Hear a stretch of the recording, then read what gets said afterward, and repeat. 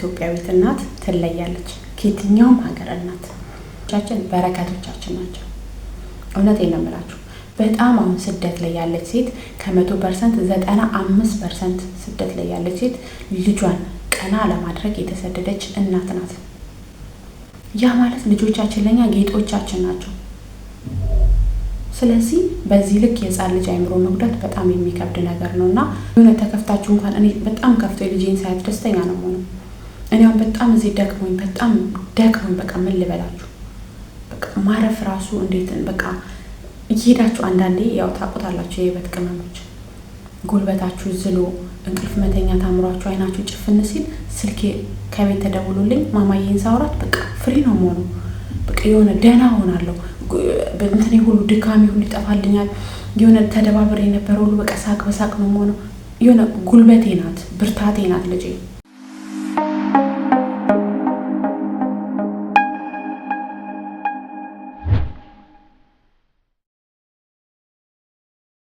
ሰላም ሰላም ሰላም ውድና የተከበራችሁ የማርካን ቲቪ ተከታታዮች እንዴት ናችሁ? ሰላም ናችሁልኝ? አላችሁልኝ? ሁሉ አማን፣ ሁሉ ሰላም፣ ስራ፣ ጤና እንዴት ነው? አዲስ አመት ምናምን 2018 በምን ሁኔታ ላይ ናችሁ? እንዴት ናችሁ? ሀሳባችሁ እየተሟላ ነው ወይ? እቅዳችሁን እያሳካችሁ ነው ወይ? በምን ላይ ናችሁ? እኔ እንግዲህ ያለሁላችሁ እግዚአብሔር ይመስገን። ዛሬ በአንድ ሀሳብ ወደ እናንተ ከች ብዬላችኋለሁ። እናንተ ደግሞ ቤቴን ላይክ፣ ሼር፣ ሰብስክራይብ እያደረጋችሁ አብራችሁኝ እንድትሆኑ በአክብሮት እጠይቃለሁ። ዛሬ የመጣሁባት ሀሳብ ብዙውን ጊዜ እኛ የኢትዮጵያውያን እናቶች ለልጆቻችን መስዋዕትነት ከፋዮች እንደሆንን የታወቀ ነው። እውነት ለመናገር ኢትዮጵያዊት እናት ትለያለች ከየትኛውም ሀገር እናት ናት አትሉኝም መቼም። የመውለዷ የማርገዟ የምናምን ሰዓቷ ሳይሆን ከወለደች በኋላ ለልጇ ያላት ነገር ያው እዚህ እንግዲህ ያው የህይወት ቅመሞች ታውቃላችሁ ታያላችሁ ምን አይነት እናቶች እንዳሉ ማለት ነው። እና የኛ ሀገር እናቶች ይለያሉ፣ እንለያለን። እኔስ እናት አይደል እንለያለን። እና ታዲያ ምን ልላችሁ ፈልጌ ነው ብዙ ለልጆቻችሁ እንግዲህ ስደትም እንኳን ብዙዎቻችን የመጣ ነው የልጆቻችንን ህይወት ለማቃናት ነው። ሀገርም ላይ ብዙዎቹ ጠቁረው አጎንብሰው ብዙ ነገራቸው መስዋዕትነት ከፍለው የነሱ ታናሽ እነሱን እንደ ታናሽ ተቆጥቶ አዞ ታዘው በቃ ሁሉንም ነገር ችለው የሚኖሩት ለልጆቻቸው ሲሉ ነው። አልፎ ተርፎ ብዙ አይሁኔ ባሎች አሉ፣ አይሁኔ አባቶች አሉ። እነዛን አባቶች እንኳን እንዳመላቸው ያዛርግተው የሚኖሩት ልጆቻቸውን ላለመበታተን ሲሉ የሚኖሩ ብዙ እናቶች አሉ። ይህንን ደግሞ ብዙዎቻችን የምናውቀው ነው። ታዲያ እንደዚህ አይነት እናቶች በበዙበት ሰዓት ላይ እንደዚች አይነቷ እናት ምን ሆና ነው ብዬ በጣም ተገረምኩ። ያው ብዙዎቻችሁ እንዳያችኋት ወይም ደግሞ በሆነው ነገር እንደተሰማችሁ እርግጠኛ ነኝ። እስኪ እናዳምጣት ምን ትለናለች። አያቶች አሉሽ? የቅርብ ዘመድ ማን አለሽ? ይሄን ሁሉ ዓመት ከማን ጋር ነው? ማንኛ ነው? እንደ ዓመትሽ ነው? ጮክ ብለሽ ተናገሪ። አሁን ምርጫ ሰጥሻለሁ፣ በደንብ ምረጭ። ምርጫ አስመርጥሻለሁ፣ ይበጀኛል ያልሽውን ምረጭ። ይባል ከዚህ ቤት ስወጣ ልጅ እንዳለኝ እረስቼ ነው ለአእምሮዬ እረስቼ ነው የምወጣው። ይሄን ሁሉ ዓመት 11 ዓመት ምን ሰርቼ እንዴት ሆኜ ስንት ጊዜ ከራሴ ጋር እየታገልኩ ስንቴ ራሴን ላጠፋ ስንት ጊዜ ታግዬ እዚህ እድሜ ላይ እንዳደረስኩሽ ታውቂያለሽ አታውቂም? አከበይ ስለዚህ 11 ዓመቴ ላንቺ 12 ምናምን ዓመት ለዛች ለከንቱ ሴትዮ አባትኛለሁ። ወጥቶሻል። ለራሴ አንድ ቀን እንድሬ አላውቅም። ለእኔም አንድ ቀን ይኖረ ሰው የለም። በቃ ስለዚህ ብቻሽን አሁን በስተክክል አስበሽበት ንገር። ለአንቺም የተሻለ ነው የሚሆነው። ሁልጊዜ እንደዚህ እየተሳቀቅሽ ከምትኖሪ በቃ እንዲህ ቁርጡን ያወቀ ነው ገብቶሻል? እኔ ካንቺ ባነሰ እድሜ ነው ለሱ የተሰጠው። በ8 ዓመቴ ነው ለሱ የተሰጠው። እስከ 8 ዓመቴም ከበላውበት ያልበላውበት ጊዜ እየበለጠ ማለት ነው። ከሳኩበት ያልሳኩበት ቢያንስ አንቺ እድለኛ ነሽ። 11 ዓመት እኔ አፈር ድሜ እንደ እባብ አፈር ልላት እንጂ አንቺ ኖረሻል። አሁን ወይስ ልሂድ ወይስ ይሄንን በረኪና አሁኑኑ ፊትሽ ከፍቼ ጠጥቼው እዚሁ ልገላገልልሽ?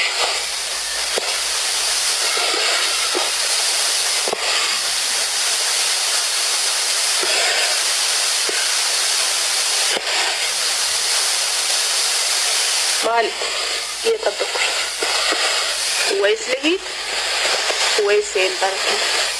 እንደምታውቂው ለመጨረሻ ጊዜ ትልልቅ ሰዎች ነው ሁሉ ለምኛለሁ። ግን እኛን ማንም ሊረዳ የተፈጠረ ሰው የለም። ገብቶሻል? እኔንም የሚወደኝ አካል የለም፣ አንቺንም የሚወድሽ አካል የለም። አንቺንም እግዚአብሔር አይወድሽም፣ እኔንም እግዚአብሔር አይወደኝም። ሲጀመር እኛ እግዚአብሔር ፍጡሮች አይደለም። እኛ ዝም ብለን ወፍ ዘራሾች፣ ፈጣሪ የለን። እኔና አንቺ ፈጣሪ የለን።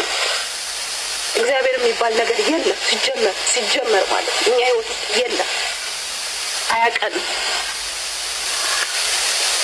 እግዚአብሔር ቢያውቅ ኑሮ በዚህ ልክ እንደዚህ ባልሆንኩ ነበር። በዚህ ልክ ባልተሰበርኩ፣ በዚህ ልክ ባልወደቅኩ ነበር። በዚህ ልክ ይህን ሁሉ ዓመት እንደዚህ ሲሆን አንድ ድጋፍ ባላጣው ነበር። እኔ ያላባት አድጌ ያላባት አንቺ ያላባት ባልሰጠኝ ነበር። እግዚአብሔር ቢኖር እግዚአብሔር የለም። እሱ በሰው ቁስል የሚደሰት ነው፣ በሰው ህመም የሚደሰት ነው፣ በሰው እንባ የሚታጠብ ነው። በቃ እኛ ያለን አምላክ ይሄ ነው። በእኔ ለቅሶ የሚስቅ ነው ያለው፣ በእኔ ህመም የሚስቅ ነው ያለው፣ በእኔ መጎዳት የሚስቅ ያለው።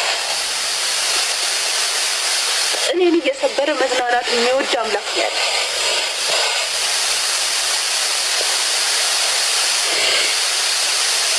እንጂ በእንደዚህ አይነት በአውሬ አባት ተወልጄ ከእንዳንቺ አይነት ደግሞ አውሬ አባት ልጅ ባልወለድኩ ነበር። ይህን ሁሉ ዓመት ብቻ እንደዚህ ባልሆንኩ ነበር። ህይወቴ ውስጥ የገቡ ሰዎች ሁሉ እንደዚህ ከንቱ እንደሆንኩ ባልነገሩ ነበረ። እንዲህ ዋጋቢ ሴት እንደሆንኩ ባላደረጉ ነበረ። ልፋቴን መና ባልከተቱት ነበር። ከዚህ ጫን ተናገሩ። ይህን በረጭ አሁኑኑ ፊትሽ ከፍቼ ለጠጣው ወይስ ለሄድ? በቃ እየጠየኩሽ ነው። ምረጭ። እኔ ልሽ ነገ ጠዋት ከሁለት አንዱ ነው። በቃ ዛሬ መጨረሻ ነው የምታይኝ ፊት መጨረሻ ነው። በቃ እኔ የማይሽ መጨረሻ ነው።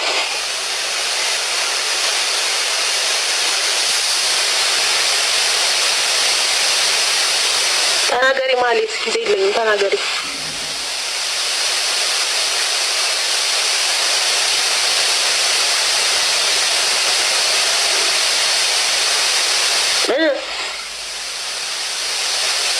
ማለት ተናገሪ።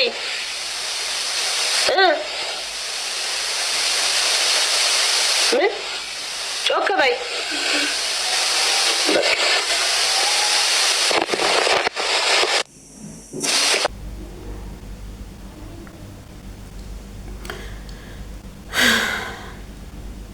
እውነት ለመናገር ቪዲዮን ሳየው በጣም ነው ያለቀስኩት።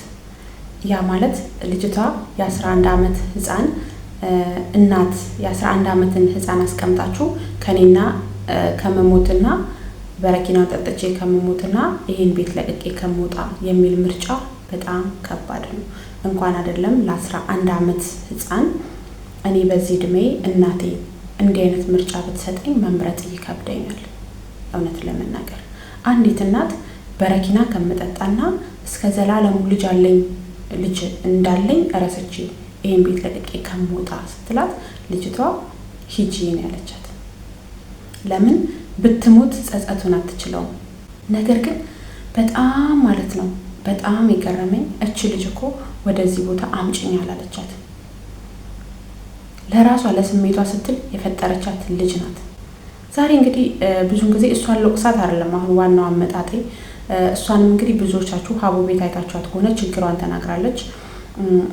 አንድ ሰው ያልተማረውን ያላየውን ፍቅር ለልጁ ሊያሳይ አይችልም።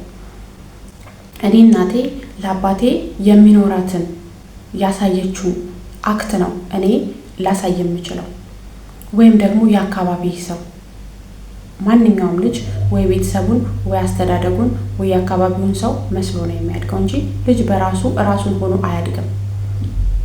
የሆነ ባህሪ ሳይዝ አያድግም። እና እች ልጅ እናትየው እንደተናገረችው ከሆነ እሷም አባቷ መጥፎ አባት ነበር፣ እናቷም በጣም መጥፎ እናት ነበረች።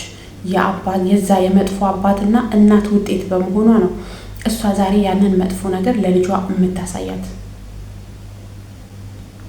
ነገር ግን ልጆች በረከቶች ናቸው። እንጣም እናገኝም። እውነቴን ነው። ጌታን ልጅ የእግዚአብሔር ስጦታ ነው። ደግሞ እኮ እኔ በጣም የገረመኝ ቪዲዮን ስትሰራው ተመካክረው ነው እስከ ማለት ድረስ የሚያደርስ ቪዲዮ ነው። ግን ህፃን ስለሆነች ነው እንጂ ተለቅ ያለች ብትሆን ተመካክረው ነው ሊያስብል የሚችል ነው። ምክንያቱም እኔ ችግርን ሳውቀው እኛ ተቸግረን እኔ ቤተሰቦች የተቸግረው በነበረበት ሰዓት ምንም ችግር ብለን የምናወራበት ሰዓት በነበረን ሰዓት ቲቪ የለንም። ጌታን ቤታቸው ያምራል እኮ አይታችሁታል። ቤታቸው በጣም ነው የሚያምረው። እና የሰው ልጅ የውስጡ ችግር በእርግጥ ብዙ ነው። ቤት ብዙ ነገር ይሸፍናል፣ ልብስ ብዙ ነገር ይሸፍናል አምናለሁ። ነገር ግን የዚህን ያህል እውነት ፈጣሪ የለም ወይ? ፈጣሪ በእኛ መውደቂያ ይዝናናል፣ በእኛ ማልቀስ እንዲህ ይሆናል ብላ አምላክ የለም እስከ ማለት ደረጃ ያደረሳት ምን አይነት ችግር ቢኖርባት ነው? ወጣት ናት። እውነት እኛ በወጣትነታችን በእርግጥ ትለፋላችሁ የለፋችሁበት ነገር የሆነ ቦታ ሳይዝ ሲቀር ስታዩት የሆነ ሰዓት ድክም የምትሉበት ሰዓት አለ። ግን ደግሞ ደክሞ መውደቅ በጣም ከባድ ነው እና ልጆች በዚህ ልክ ለምን በዚሁ አጋጣሚ ብዙ አንዳንድ እናቶች አሉ በአባትየው ተበሳጭተው አባትየው በድሏቸው አባትየው ክዷቸው ሄደው አንቺ እንደዚህ የማይሆን ቃላት አንቺ እንትን ልጅ አንቺ እንደዚህ እያለን ህፃናት የምንናገር እናቶች አለን። ዋይ ለምን? እነዚህ ህፃናቶች እኮ አምጪ አላሉንም። በሳቱኛ አፈቀርንክ ሞትንልክ አፈቀርኩሽ ሞትኩልሽ ተባብለሽ ራስሽን ደስተኛ ለማድረግ እኮ ነው አብረሹ የምትጋደሉ። ከዛ በኋላ ተፈጠሩ እነዚህ ህፃናቶች። ከተፈጠሩ በኋላ ለምንድን ነው እንደዚህ አይነት ቃላቶች የምትጠቀሙት? እውነት ብዙ እናቶች አሉ በነገራችን ላይ አባትየው መጥፎ ቢሆንም ስለ አባት መጥፎነት ሳይነግሩ ጀግና ሆነው ልጆቻቸውን የሚያሳድጉ ብዙ እናቶች አሉ። እናትም አባትም ምንም ሆነው አንድ ቀን አባቴ ብሎ እንዳይሰማው አድርገው የሚያሳድጉ ብዙ ጀግና እናቶች አሉ። ታዲያ እነዚህ ጀግና እናቶች በበዙበት ዓለም ላይ ለምንድን ነው እኔ አንዳንዴ የሆኑ በባሎቻቸው ሲከፉ የሚናገሩ እናቶች ገጥሞኝ ያውቃሉ። አንተ እንትን ልጅ አንተ እንደዚህ ቃላቱን የመጠቀም ራሱ አልፈልገውም ብላችሁ ህፃናትን ጭንቅላት ላይ የሚቀር ነገር ለምን ትናገራላችሁ? ባልሽ ሲጀመር ለልጅሽ አባት መምረጥ አለመምረጥ ያንቺ ፋንታ ነው። ከላስ መስሎሽ ገባሽበት፣ አልሆነም ጥሎሽ ሄደ ማሰላማ። የእሱን ግፍ ለምንድን ነው ልጅሽ የምትቀጣው? ለምንድን ነው ልጅሽ የሚቀጣው? ለምንድን ነው ለልጆቻችሁ ጥሩና መጥፎ ነገር የምታስቀምጡላቸው? እኛ እኮ ቤተሰቦቻችን ምንም በችግርም ቢሆን በምንም ቢሆን የሆነ ጥንካሬያቸውን ይዘን ነው ማደግ ያለብን እንጂ እኔ እናቴ መጥፎ ሆና እኔን በደለችኝ፣ አባቴ መጥፎ ሆኖ እኔን ያሰቃየኝ ነበርና እኔም ለልጅ ያን ነገር እንትን ማለት የለብኝም። ያማ ከሆነ እኮ እየተዋረስን እኮ ልንሄድ እኮ ነው። ያንቺም ልጅ ደግሞ ለልጇ መጥፎ እናት ልትሆን ነው። ያ ሁሉ ከሚሆን አንቺ እናትሽ መጥፎ እናት ሆና አሳደገችሽ። ኦኬ ተናገርሽ፣ ለገንዘብ ብላ ነው ብዙ ነገር አርግታ ነው አንቺን ያሳደገችሽ። አላሳደገችሽም። አንቺ ከእግዚአብሔር ጋር ራስሽ ነሽ ያሳደግሽ። ዞሮ ወለደችሽ፣ ወደዚች ምድር አመጣች። ሲጀመር ወደዚች ምድር ስትመጪ ምክንያት አለሽ። ማንኛችንም ያለ ምክንያት አልተፈጠርንም። የራሱ የሆነ ምክንያት አለን፣ የምንኖርበት ምክንያት አለን። እግዚአብሔር የመኖርሽ ምክንያት አርግቶ ደግሞ ችን ፍሬ ፈጠረልሽ። 11 ዓመት ሙሉ ተሰቃይተሽ አሳድገሻታል። ከ11 ዓመት በኋላ ደርሳለች እኮ አሁን እሷ እና ከዚች እናት ብዙዎቻችን በእንደዚህ አይነት ሙድ ላይ ያለን እንዲህ አባቶቻቸው መጥፎች ሆነው እኛን በድለውን እኛን የሆነ ነገር አርግተውን ልጆቻችን ላይ ዱላ ይድናል፣ ቁስል ይድናል። የቁስል እንደሚባለው ቁስል ምልክቱ ይድናል። ግን የጭንቅላት ጠባሳ መቼም ልንፍቀውና ልናድነው አንችልም። ስለዚህ ልጆቻችን ላይ ለምንድን ነው የጭንቅላት ጠባሳ የምንጥልባቸው። ልጆቻችን በረከቶቻችን ናቸው። ልጆቻችን እውነት ቦርሳዎቻችን እኮ ናቸው። የሆነ ተከፍታችሁ እንኳን እኔ በጣም ከፍቶ የልጄን ሳያት ደስተኛ ነው የምሆነው። እኔ አሁን በጣም እዚህ በጣም ደክሞኝ በቃ ምን ልበላችሁ፣ በቃ ማረፍ ራሱ እንዴት በቃ እየሄዳችሁ አንዳንዴ ያው ታውቁታላችሁ የህይወት ቅመሞች ጉልበታችሁ ዝሎ እንቅልፍ መተኛት አምሯችሁ አይናችሁ ጭፍን ሲል ስልኬ ከቤት ተደውሎልኝ ማማዬን ሳውራት በቃ ፍሪ ነው የምሆነው። በቃ የሆነ ደህና ሆናለሁ። በእንትኔ ሁሉ ድካሜ ሁሉ ይጠፋልኛል። የሆነ ተደባብሬ የነበረ ሁሉ በቃ ሳቅ በሳቅ ነው የምሆነው። የሆነ ጉልበቴ ናት፣ ብርታቴ ናት ልጄ። እና እኛ ለልጆቻችን አባት ያለመምረጥ እንትን የእኛ እንትን ነው። እኛም ደግሞ በመምረጥ ባለመምረጥ ሳይሆን ቸኩለን በምንገባበት ላይፍ ነው እንዲህ አይነት ታሪክን የምናተርፈው። ከቻላችሁ ያላገባችሁ አትቸኩሉ። ረጋ ብላችሁ ለልጆቻችሁም ጥሩ አባት ለእናንተም ጥሩ ባል ሊሆን የሚችልን ሰው ተረጋግታችሁ ጊዜ ወስዳችሁ አስባችሁበት ግቡበት። ወልዳችሁ ደግሞ በራሱ ዛቢያ ጥሎ የሄደና ልጅሽን ብቻሽን የምታሳድጊ እናት ስለ አባቱ መጥፎነት እየነገርሽ ልጅሽን ጭንቅላቱን አታቁሲው፣ አታቁሲያት፣ አታድሚያት። የአባቷን መጥፎነት በራሷ ሰዓት መጥፎም ከሆነ በራሷ ሰዓት ትድረስበት። ሙሽ ላዚም አሁን አልሄን እየነገርሻት ጭንቅላቷ ላይ መጥፎ ነገር የምታሳድሪባት አንቺ እንትን ልጅ አንቺ ምናምን ልጅ ነው አይባልም። ስለዚህ በረከቶቻችንን ተንከባክበን እናሳድግ።